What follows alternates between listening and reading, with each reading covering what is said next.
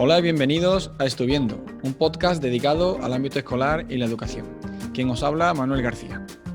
Hoy tengo conmigo un invitado muy especial porque tengo un especial cariño, fue alumno mío y ahora lo tengo en Alemania, un poquito lejos, pero ha tenido a bien conectarse con nosotros para explicarnos un poco a qué se está dedicando y nos va a hablar de algunos temas que yo creo que pueden ser muy interesantes para las familias que nos escuchan.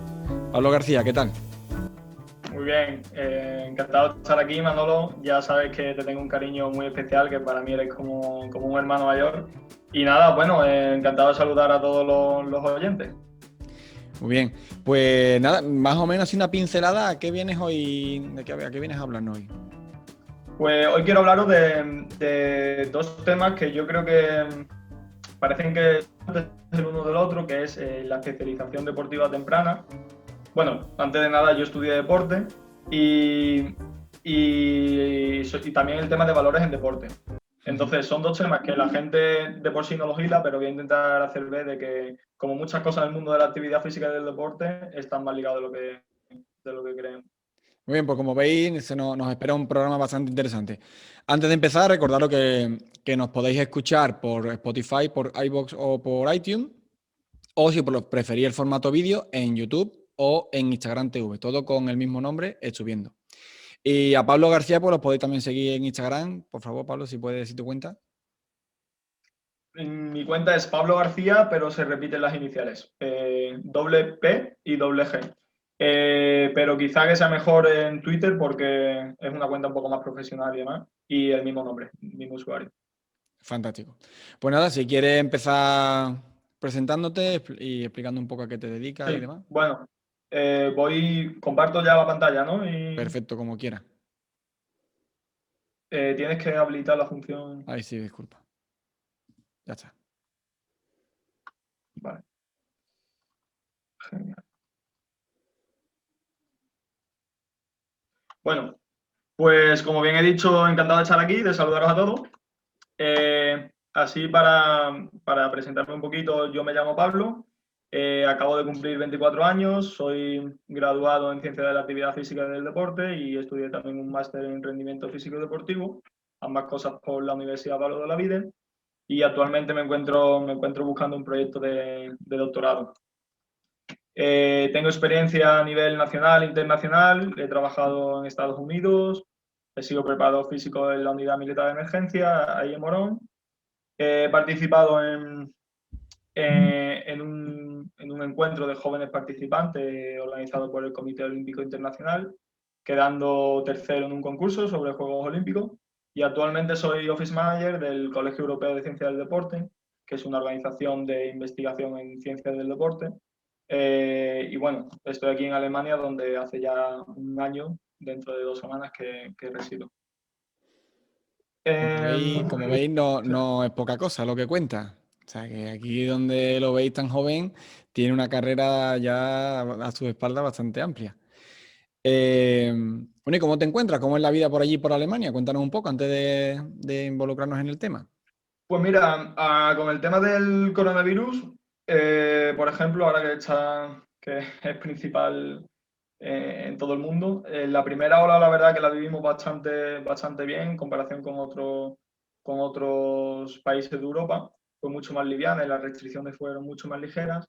Y esta segunda ola sí es verdad que se está alargando mucho y es un poco peor. Las restricciones se han endurecido un poco más. Y bueno, parece que a partir del 8 acaba el lockdown, el confinamiento, que realmente no es confinamiento como tal, es un confinamiento parcial en el que puedes salir de casa sin problema, pero sí es verdad que hay muchos negocios cerrados, peluquería cerrada, etcétera, etcétera. Pero ya parece que, bueno, que estamos viendo la luz al final del túnel.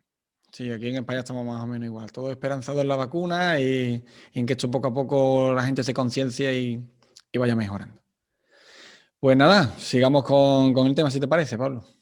Sí, bueno, y ya por último eran mis estudios primarios y secundarios, los hice en los Salesianos de Utrera, allí hice muchísimos amigos y por supuesto allí te conocí a ti, Manolo, y bueno, aprovechar ahora que estoy aquí en esta plataforma para decirte que me alegro mucho porque veo que va muy bien, no solo por la relación que tenemos, sino porque, bueno, cuando alguien tiene vocación como tú la tienes y le gusta tanto lo que hace, pues siempre es positivo que le vayan las cosas bien. Muchas gracias. Y bueno, pasamos ya a materia. Voy a intentar ponernos por aquí para que moleste lo menos posible. ¿De qué vamos a hablar? Pues lo dicho, de especialización deportiva, de valores en deporte. Voy a intentar hacerlo lo más lúdico posible. Uh-huh. Voy a intentar también utilizar investigaciones que se han realizado en España, no por otro motivo, más que porque, bueno, porque es el contexto que más se aplica a nosotros y el que más nos puede servir, más nos puede utilizar, más podemos utilizar. Y también voy a resaltar la importancia de la actividad física, tanto a nivel social como a nivel escolar, y el problema del intrusismo laboral en el mundo del deporte. El primer concepto que creo que debe de quedar claro es el concepto de habilidad motriz básica. La habilidad motriz básica no deja de ser un movimiento muy simple, muy básico, que tiene un objetivo motriz primordial. Y sobre todo lo importante es que crean un fundamento sólido para futuros aprendizajes que son más específicos. A través de este tipo de movimiento, vamos a intentar desarrollar el máximo potencial del alumno motrizmente hablando. Pero, ¿de qué edad estamos hablando?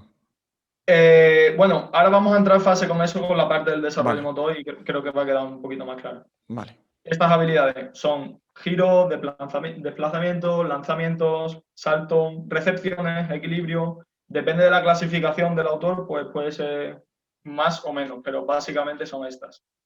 Y es importante que haya un bagaje de este tipo de movimiento a lo largo de la infancia y de una etapa un poquito más avanzada, para no tener dificultades o retrasos motrices en el futuro que van a derivar problemas. Es decir, que esto sería como la base, digamos, ¿no? Exactamente. Muy bien. Entonces, tenemos aquí el desarrollo motor, que es el segundo concepto que yo creo que tiene que quedar muy claro.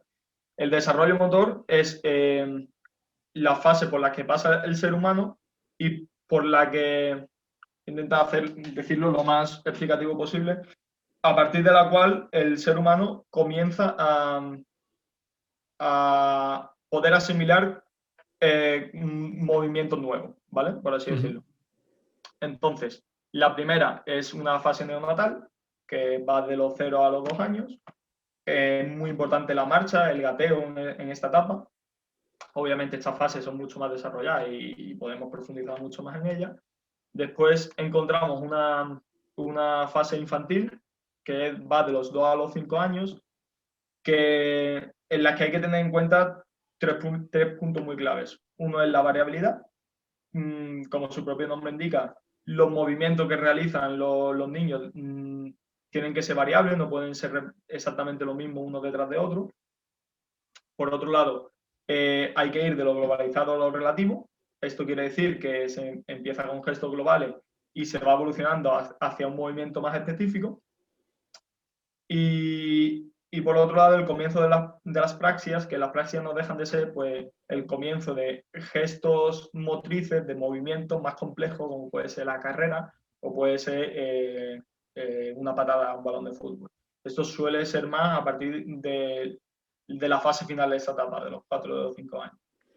Yo hablando un poco de mi experiencia, ¿no? Sabes que soy padre, Manuel ha cumplido hace poco los 2 años, y es cierto que yo ya lo veo cuando coge alguna pelota, ya él sabe correr bien, o sea, no tiene problema en ese aspecto, pero le da muy flojito al principio, no coge carrera como los niños más mayores y le da fuerte, sino que le da un poquito, sale corriendo, le da otro poquito, sale corriendo, y ya es capaz de conducir el balón en línea recta. Cambiarlo de trayectoria todavía no, o sea que por ahí iría. Y además hay que tener en cuenta que, bueno, esto es a nivel general, pero que después cada niño tiene su propio desarrollo, ¿sabes? Hay gente que, bueno, el tema de la edad biológica, hay muchos niños que con 8 o 10 años biológicamente están igual de desarrollados que uno de 12. Eso puede ocurrir y hay que tener en cuenta este tipo de cosas. Claro. Lo que es importante y que vamos a ver más adelante es el tema de no saltarse etapas con fines de objetivos deportivos y demás. Bueno, otra cosa muy importante de esta etapa es que hay que tener en cuenta que ellos pueden comprender órdenes verbales simples como siéntate, deja la pelota, coge la pelota, pero no cosas muy elaboradas. Bueno, tú imagino que tendrás mucha más experiencia en eso. Sí, hombre, mi hijo me hace poco caso, ya te lo digo, ¿eh? O sea, que yo, si vas por ahí, mal. Si vamos por la parte de educación, muy bien, pero por la parte de mi hijo, vamos mal. Bueno, le suele ocurrir mucho a los profesores, a los maestros. Sí, sí, vamos.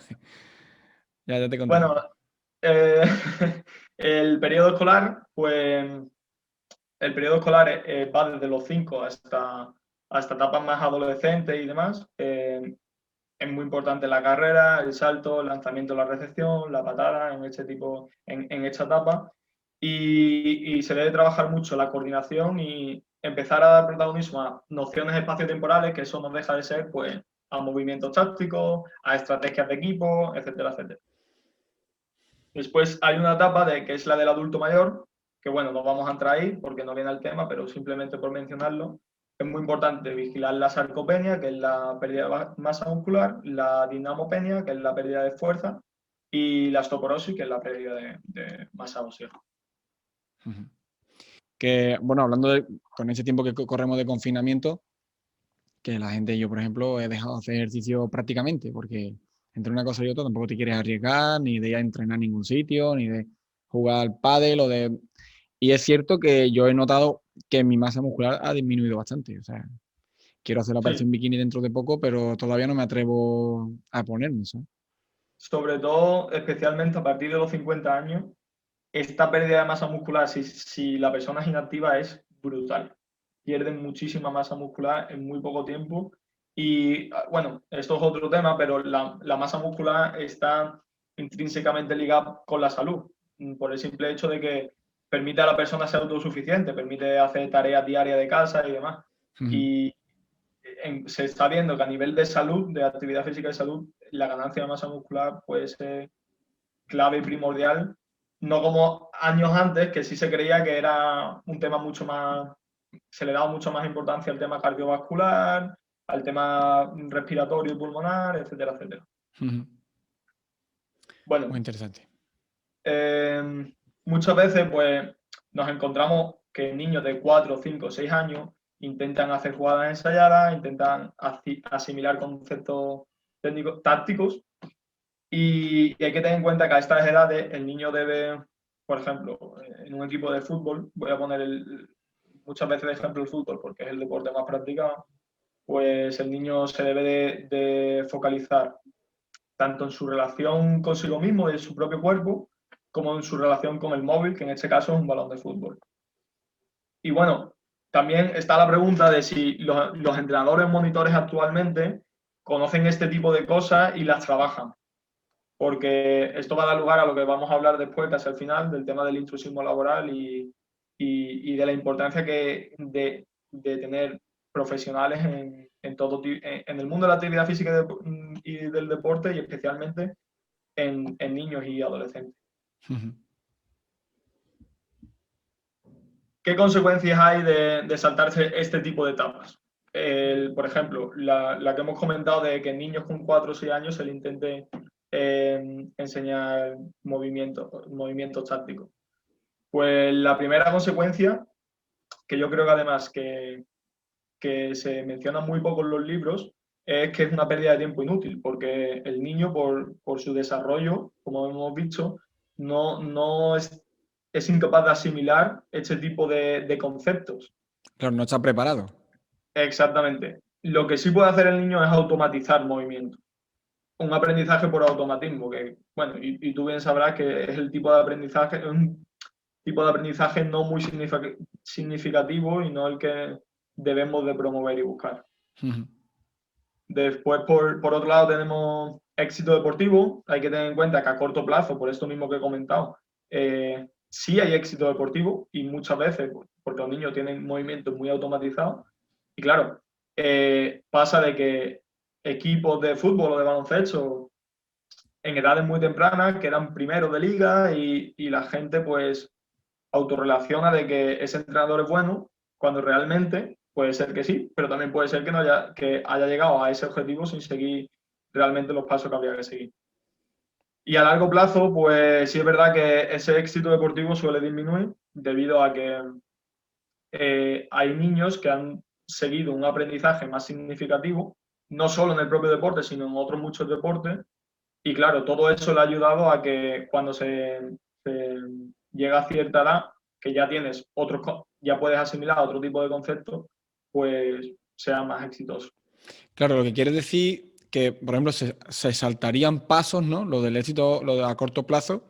Has conseguido un éxito, pero te has saltado pasos. Entonces, el niño que ha ido trabajando todo es como que tarda más en llegar, pero que cuando llega está mucho mejor desarrollado que el que lo ha conseguido antes, ¿no? Exacto. Por poner un ejemplo, es como si intentas enseñar a leer a un niño de año y medio o dos.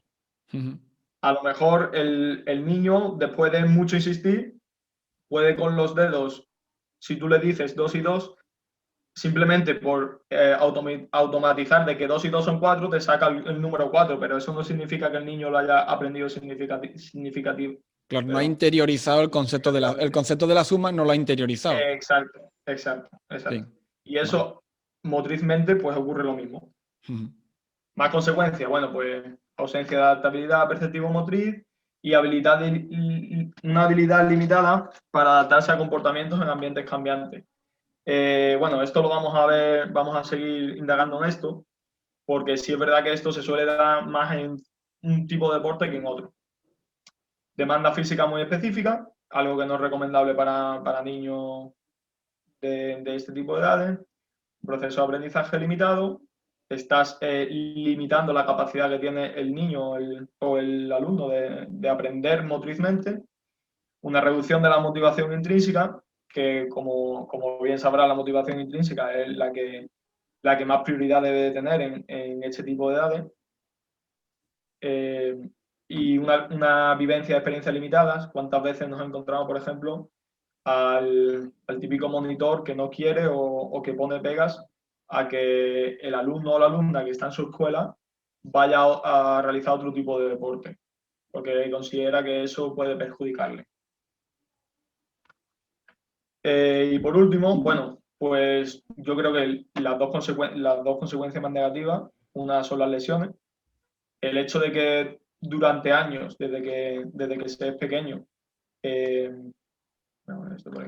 desde que se es pequeño, se repitan ciertos movimientos automatizados, puede dar lugar a descompensaciones neuromusculares y eso da lugar a lesiones.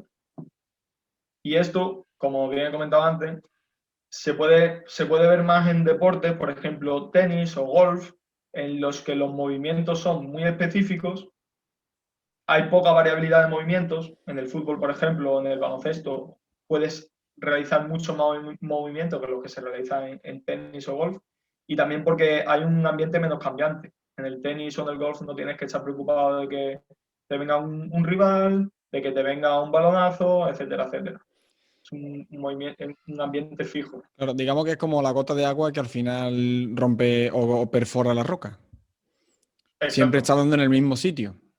exacto. Ujú. Y venga, si desde pequeño tú metizas ese movimiento, por ejemplo, en el caso del tenis, ahora que lo he comentado, el tenis es un deporte que es completamente asimétrico.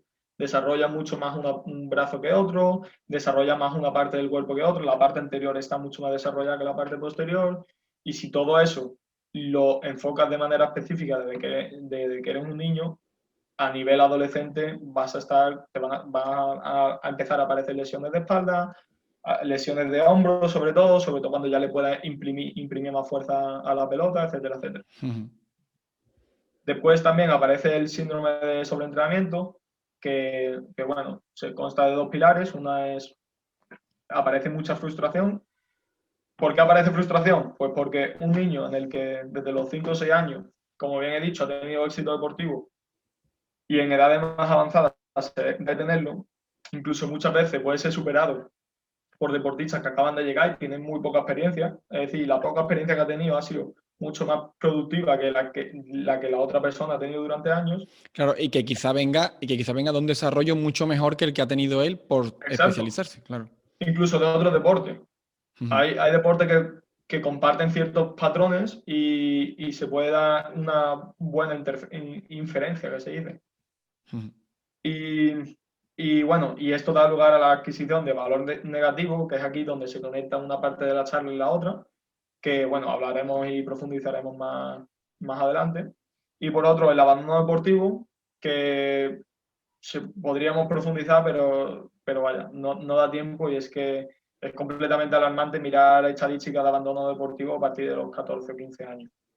Bueno, Michael Phelps dijo que se había llevado, ¿cuántos? 10 años mirando una línea azul en el suelo, ¿no? Sí, sí. Podemos dar ese ejemplo. Y de hecho Michael Phelps, bueno, se retiró y volvió 4 años más tarde únicamente para los Juegos Olímpicos. Yo creo que puede ser un buen ejemplo de síndrome de sobreentrenamiento. No lo aseguro, pero sí. Después, bueno, soluciones a esto. Fuera de un deporte, pues es muy importante respetar variabilidad entre deportes. Como bien he dicho, el monitor o el entrenador del niño no obligar a que únicamente vaya a ese deporte, ni poner pegas ni malas caras. Y sobre todo facilitar lo máximo posible que el niño haga actividad física. Y después, por otro lado, en clase de educación física es muy importante que se realicen juegos generales. ¿Por qué? Porque implican movimientos muy globales y habilidades motrices básicas de todo tipo, tanto lanzamientos como saltos. En cambio, por ejemplo, si se realiza una unidad didáctica de tenis, nunca vas a tener no sé, los saltos. Lo vas a tener muy poco. No tiene mucho sentido hacer una unidad didáctica específica de un deporte en edades muy tempranas. Ujú. Y dentro del mismo deporte, como bien hemos dicho, respetar la fase del desarrollo motor.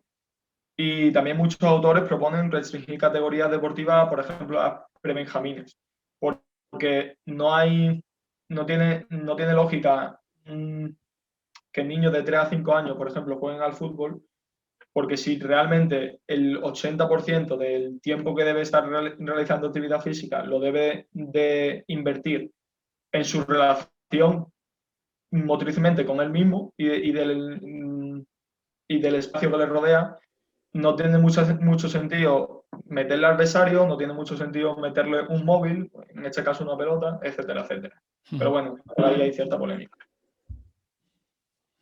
Y bueno, ahora vamos a pasar a la segunda parte de la charla, y lanzo una pregunta, que es si el deporte promueve valores positivos, porque es algo que todo el mundo hemos escuchado por todos lados. ¿Tú qué dirías, Manolo? Yo diría que sí, siempre, pero yo creo que esto hay que educarlo también. Porque estamos hartos de ver, ya que estás hablando tanto del fútbol, ¿no? En partidos de fútbol, los padres desde la grada, Me gusta que saque de ese tema porque lo vamos a tocar ahora. pues sí, yo creo que voy por ahí, ¿no? No voy mal, ¿no? No va mal, no va Entonces, mal. vale. No, la respuesta es no. El deporte no promueve valores positivos. Sí hay que especificar, al menos no por sí mismo. De hecho, incluso puede promover justo lo contrario. Es decir, los valores los promueven las personas y las actitudes que hacen las personas. Entonces, el deporte puede ser una muy buena herramienta para inculcar este tipo de valores, pero claro, si utilizas un martillo como almohada, pues no te sirve. Ujú. Pues del mismo modo es muy importante saber cómo conducir todo esto. Mira, justo aquí vamos a hablar de la problemática de los vídeos que hemos visto tantas veces de padres insultándose, peleando con los niños, peleando con los árbitros, quejándose, no solo agresiones físicas, sino agresiones verbales también. Se Ujú. han hecho muchas investigaciones al respecto. Mi experiencia, porque yo además jugué en un equipo de fútbol en estas edades, fue bastante negativa. No estaba ni contento con el ambiente en el club, ni en el equipo, ni en las competiciones, sobre todo. Pero bueno, sí es verdad que las investigaciones nos dicen que, por un lado, en los jugadores a más edad tienen más incidencia, mayor número de tarjetas y mayor número de actitudes negativas, principalmente a dos razones. Uno es cambios hormonales que se producen conforme se va creciendo, y la otra es el aumento de la competitividad. O seriedad, que le quieren decir a algunos, pero bueno. Por suavizar, ¿no? Por suavizar un poquito. Sí. Pero hay que tener en cuenta que, bueno, se ha investigado esto y el número de conductas negativas no es insignificante en comparación con el número de partidos que se han analizado. Entonces, sí es verdad que puede ser que esto tenga más, sea más conocido por el efecto en los medios y por la difusión que hay, que realmente por el número de veces que se producen. Hablando un poco ahora que has sacado lo de los medios, ahora este año no se puede jugar al fútbol en los recreos. Pero cuando se juega al fútbol en los recreos, sabéis que los salesianos, los patios son gigantes. ¿Por el tema del COVID? Sí, Ah, vale, no lo sabía. sí, no se puede. Tenemos los patios divididos en rectángulos y cada clase está en grupos burbujas en cada rectángulo. Entonces, para que el balón no vaya de un lado para otro, pues se ha prohibido. Vale. Bueno, pues cuando juegan, a mí me alucina, negativamente, ver cómo imitan todos los movimientos, todos los gestos de los jugadores de los partidos de liga profesional. Cuando se cae, se revuelven, se encaran, los gestos cuando se tiran al suelo, teatralizando la entrada del otro adversario. Bueno, a mí me parece lamentable. Y es lo que los futbolistas quizás profesionales no saben todo el mal que están haciendo al teatralizar tanto que su trabajo, vale, todo lo que tú quieras, pero no están haciendo ningún bien cuando hacen esas cosas. Yo no puedo estar más de acuerdo. No solo en esas edades, sino que yo sigo conociendo gente que normaliza cierto tipo de actitudes, ya por ejemplo en el tema de gradas, de insultos. Es como, bueno, insultar está mal, pero insultar si vas a un partido de fútbol es como algo muy normal. Y bueno, no solo tema de teatralidad, también intolerancia, se ven actitudes machistas cuando hay un árbitro o cualquier o persona de otra raza, etcétera, etcétera. Una de las razones por las que se producen todo este tipo de cosas y que vamos a hablar justo ahora es el tema de que la sociedad tiene una gran importancia, y tanto la sociedad como la educación. Y claro, si desde pequeño estás en una cultura que normaliza cierto tipo de actitudes, pues después a ciertas edades que ya eres más mayor y que tienes muchas ideas, muchos conceptos ya fijados neuralmente, es muy complicado. Es lo que yo digo, si tu hijo se sube en el sofá en tu casa, no quieras ir a la casa de no sé quién y que no se suba. Exacto, exacto. Que eso es así. Yo no soy padre, pero el día que lo sea, yo creo que la mejor forma de educar es educar con el ejemplo. Por supuesto, y además que vale mucho más que cualquier explicación o que miles de explicaciones. Sí. Si Sí, tu hijo te ve, cambiando de tema totalmente, ¿eh? Si tu hijo te ve leer, justo lo que, justo lo que iba a decir. ¿sabes? Sí. Tú no le puedes Sí, decir, oye, lee, y tú te pones con el móvil. Toma el libro, ponte a leer y que yo voy a coger el móvil mientras me voy a poner a ver las redes sociales.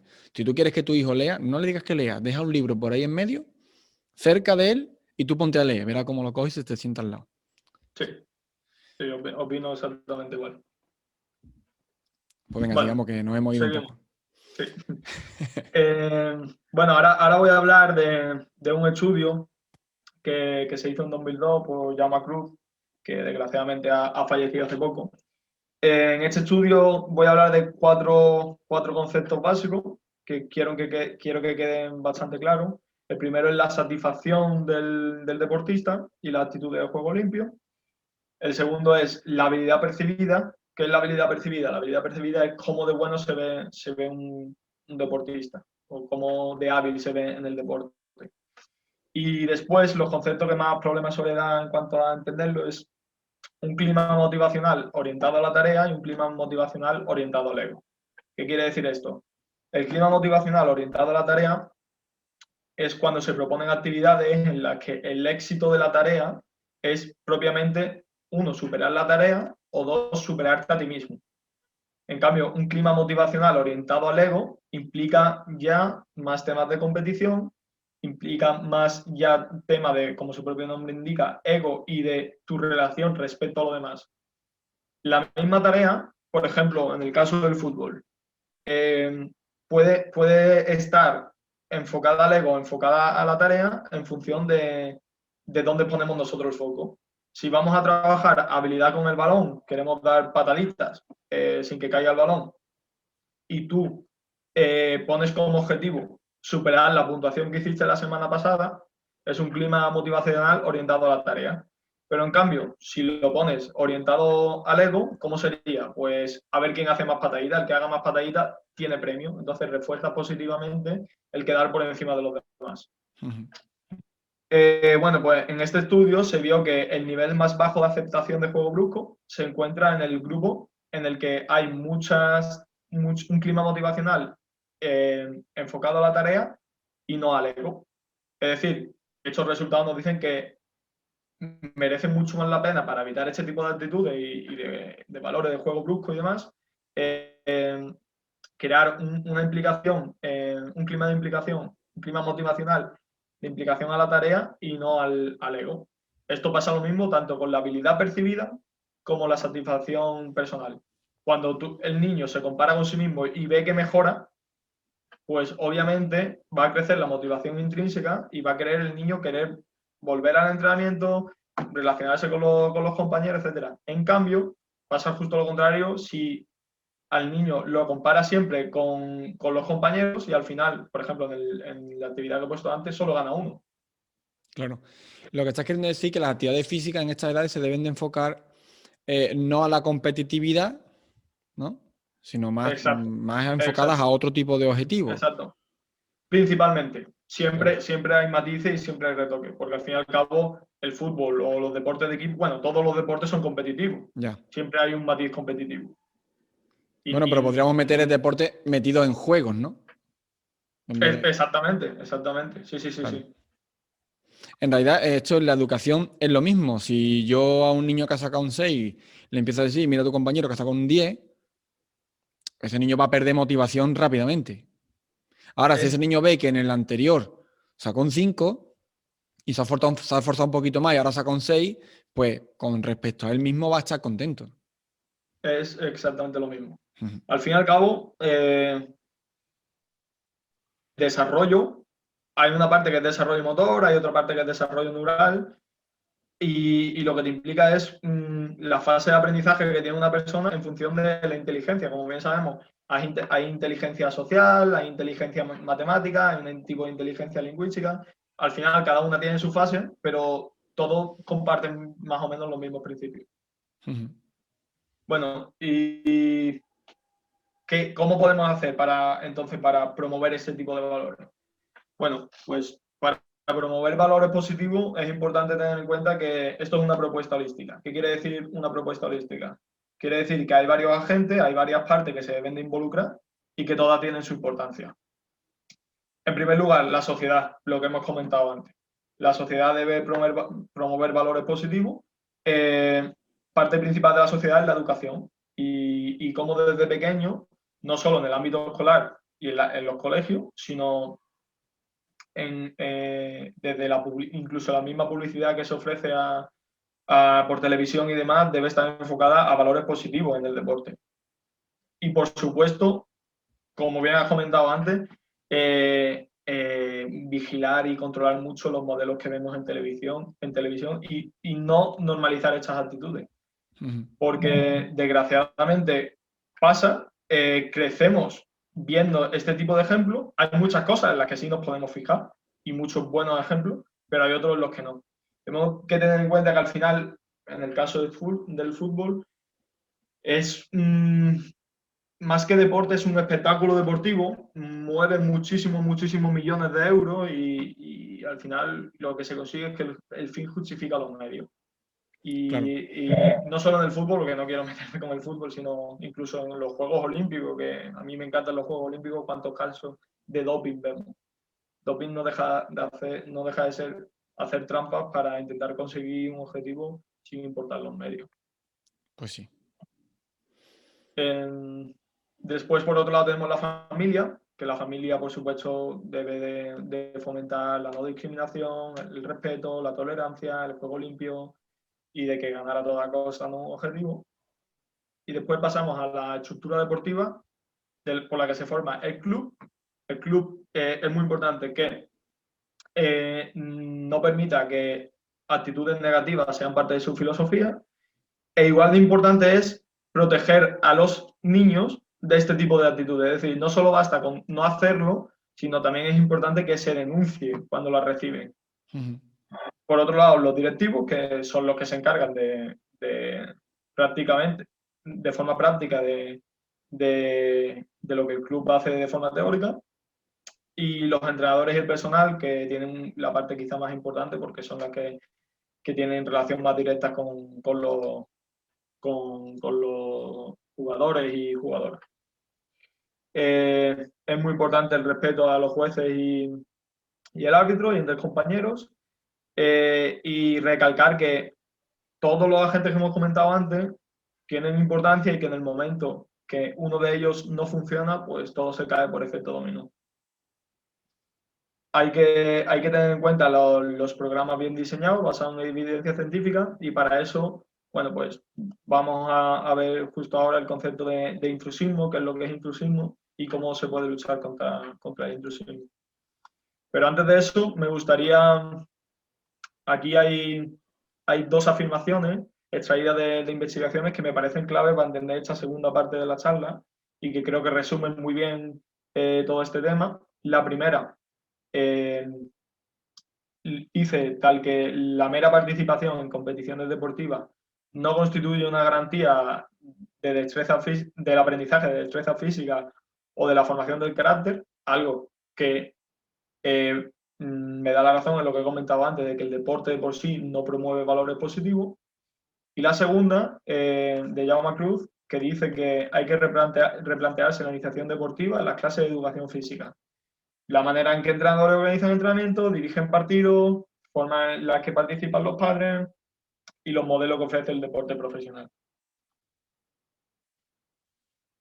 A modo de conclusión, pues me gustaría resaltar que hay que respetar el tiempo de aprendizaje y del desarrollo motor, como bien hemos visto en la primera parte. No solo esto, sino que hay que entrenar actitudes positivas, hay que enfocarse en un clima motivacional orientado a la tarea. Esto no quiere decir que el clima motivacional orientado al ego sea negativo, no lo es ni mucho menos. El ser humano compite desde que es ser humano y, de hecho, este clima motivacional va a tener mucho protagonismo en edades más futuras, en categorías juveniles y categorías senior, pero lo que sí es negativo es la normalización o la aceptación de violencia verbal, trampas, jugarretas, doping, y lo que no se puede admitir es el precio a pagar para poder conseguir un objetivo deportivo. Y por otro lado, el tema del intrusismo laboral no deja de ser que personas que no están cualificadas o formadas específicamente ocupen puestos que tratan con, por ejemplo, con niños en edad escolar. Muchas veces escuchamos de que, bueno, no importa que tenga tal formación o no, porque al final se va a encargar de niños. Y es justo lo contrario. De hecho, las personas que se encargan de los niños son las que más importancia tienen. Normalmente, las personas que manejan deportistas o sobre todo en deporte de equipo en categoría senior y sobre todo en el alto rendimiento, en primer nivel, no dejan de ser cohesionadores de grupo, tienen mucha importancia a nivel imagen y demás, pero donde se mejora el rendimiento es en etapas más tempranas, y lo que cogen esos entrenadores son lo que dejan los entrenadores que han pasado por ellos antes. Pero vamos, que esto del intrusismo laboral, sobre todo en lo que dice en niños, se da casi al 80% o 90%, diría yo. Depende del país también, pero sí. Al menos lo que estamos acostumbrados a ver aquí es que el monitor sea el mismo padre de uno de los niños. Sí. Esto también es verdad que, bueno, para luchar contra esto se necesita, no quiere decir que el padre de uno de los niños que sea el monitor lo haga de mala manera o de forma con mala intención, sino que No, por supuesto. muchas veces no hay recursos por parte de clubes o por parte de colegios para poder contratar, para poder exigir formación de calidad. Sí es verdad, lo que yo creo que debe de quedar claro, que como padres y madres se debe tomar el deporte y la actividad física en serio y exigir formación, no solo en los entrenadores, sino también en directivos, que es la otra pata, y que también hay mucha gente que está en puestos de directivo de club y demás, como tiempo libre y que claro, que todo este tipo de cosas que hemos comentado, pues Claro, desgraciadamente son cosas que se deben de saber. Es una gota de un océano que se debe pero de también hay que conocer. tener en cuenta que a ver cómo lo explico, el meter profesionales desde el primero hasta el último encarecería muchísimo lo que es todas las actividades extraescolares, deportivas. Por supuesto, sí. Porque claro, el que se ofrece con toda la buena voluntad, como tú bien dices, el padre de unos niños, venga, pues yo voy a ser el entrenador, vamos a formar un equipito, vamos a jugar por aquí y por allí. Esos niños en realidad están pasando el rato, igual que podrían irse al parque. Sí, pero el problema es cuando esa persona, de forma, como ya te digo, sin mala intención ninguna, aplica cosas que no se deberían de aplicar. Por ejemplo, incluso estamos hablando ahora de actividades extraescolares, pero en escuelas deportivas hay gente que trata con niños de 6, 7, 8 años. Yo estoy harto de pasar por campo de fútbol y ver a niños haciendo jugadas ensayadas o a niños Claro, porque haciendo esa partidos. persona es lo que sabe hacer. Exacto. O es lo que él ha recibido. Y Claro. hay que tener en cuenta que la experiencia deportiva es un factor muy importante en el deporte. El tener cierto bagaje en el deporte obviamente tiene importancia. No tiene sentido tampoco que un entrenador de primer nivel o un entrenador de niños no conozca el deporte en absoluto, pero sí hay que tener en cuenta que esto en la pirámide es un complemento, que realmente lo que hay que aplicar es el fundamento teórico, no por otra cosa, sino porque lo que te ha servido a ti o el bagaje que tú tienes no significa que le pueda servir a otro. Pero sin embargo, dándole vuelta a lo que estás diciendo, después en deportes como por ejemplo el tenis o el pádel, ahí los monitores desde muy pequeños sí suelen ser monitores. Dep- Depende de, por ejemplo, en el caso del fútbol, si hay 5 o 6 escuelas por localidad y es una cosa en la que participa prácticamente el 70% de los niños de esa localidad, es mucho más complicado encontrar tal número de Claro. monitores. Esto es como todo. Habrá también clubes que se lo tomen más en serio, habrá otros que no. Ujú. Habrá por parte del gobierno más ayuda a ciertos deportes, más ayudas a menos. Pero bueno, También hay esto que daría tenerlo para en otra cuenta. charla. Claro, es que esto no es, o sea, no es tan fácil como todo en la No, no, vida. no, por supuesto que no, por supuesto que Ujú. no. Pues la verdad que todo lo que estás contando me está interesando muchísimo. Espero que nuestros oyentes, pues también. Vamos, estoy Y seguro bueno, de que sí. y ya por último, para aquellos que nos vean por YouTube, simplemente he querido colocar dos enlaces que es del proyecto Saitul. Es un proyecto que se ha dedicado a promover valores positivos a nivel internacional en el deporte.